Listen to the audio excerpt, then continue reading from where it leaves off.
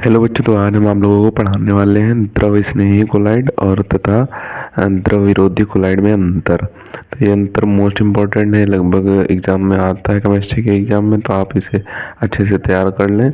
और ये आपके एग्जाम में लगभग हर बार पूछा जाता है और इस बार भी आने के बहुत चांसेस हैं। तो एक तरफ लिख लेंगे द्रव स्नेही कोलाइड और एक तरफ लिख लेंगे द्रव विरोधी कोलाइड। तो सबसे पहले द्रव स्नेही कोलाइड का पहला पॉइंट देखेंगे। तो इसमें दिया हुआ है वे पदार्थ जो विलायक के संपर्क में आकर सरलता से कोलाइड विलयन बना लेते हैं द्रव स्नेही कोलाइड कहलाते हैं। अब जो विलायक क्या होता है इसमें, जैसे कि आपने सुना है शक्कर और पानी के घोल को विलयन कहते हैं। इसमें शक्कर विलेय है और जो पानी है वो विलायक है।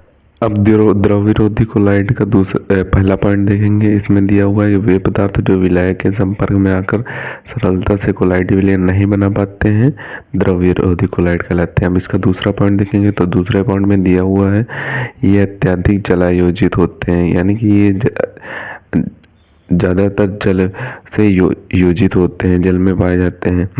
और ये अत्यधिक जलयोजित नहीं होते हैं। जो द्रव विरोधी कोलाइड होते हैं ये अत्यधिक जलायोजित नहीं होते हैं। और इसमें तीसरा पॉइंट द्रव स्नेही में तीसरा पॉइंट दिया हुआ है कि इनका कोलाइड विलयन अधिक स्थायी होता है।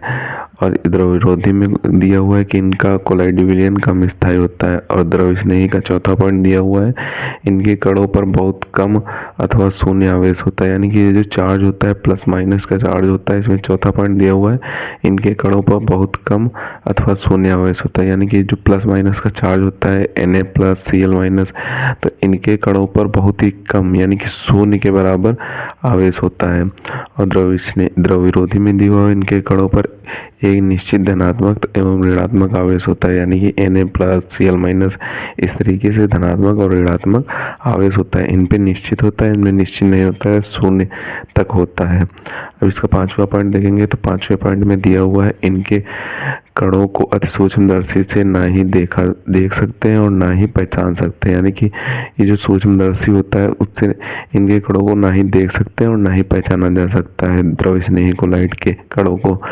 और द्रव विरोधी कोलाइड के कणों में दिया हुआ है कि इनके कणों को देखा नहीं जा सकता है परंतु अति सूक्ष्मदर्शी से पहचाना जा सकता है। तो ये इसका पांचवा पॉइंट दिया हुआ है। अब इसका छठा पॉइंट देखेंगे। छठे पॉइंट में आप उदाहरण लिख सकते हैं। छठा पॉइंट में उदाहरण दिया हुआ है, उदाहरण द्रव स्नेही कोलाइड का दिया हुआ है गोंद, स्टार्च, जिलेटिन आदि के जल में कोलाइड।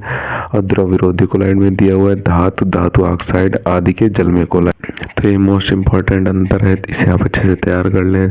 जितना आप इसे अच्छे से तैयार करेंगे उतने ही आपको अधिक नंबर मिलेंगे। अगर आपको ये 2 नंबर में पूछा जाए तो आप 2 पॉइंट लिख के उदाहरण लिख देंगे, या दो पॉइंट छोटे छोटे पॉइंट तैयार कर लें और उसके बाद उदाहरण लिख दें। अगर 4 नंबर में पूछा जाए तो आपको पूरा लिखना होगा, 5 पॉइंट लिखने होंगे और उदाहरण भी लिखना होगा। आप इसमें 4 पॉइंट भी लिख सकते हैं, कोई भी 4 पॉइंट तैयार कर लें और वो भी लिख सकते हैं, और 5वें पॉइंट में उदाहरण लिख सकते हैं। आपको पूरे में पूरे नंबर मिल जाए।